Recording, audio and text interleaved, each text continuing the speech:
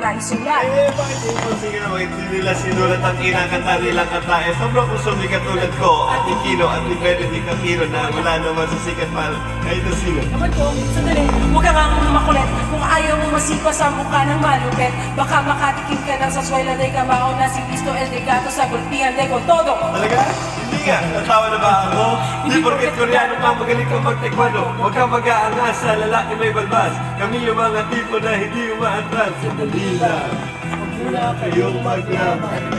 Bago kayo magsutukan, bantri mo na pag-usapan ang di mautuan. Sige na, please na please. Apayin mo sa jeepney, kulang pa ng gis.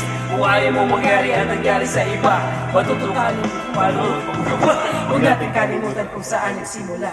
Alam naman natin lahat na mahal namin ang isa't isa. Walang iwanan sa parokya band, sa parokya ni Edgar.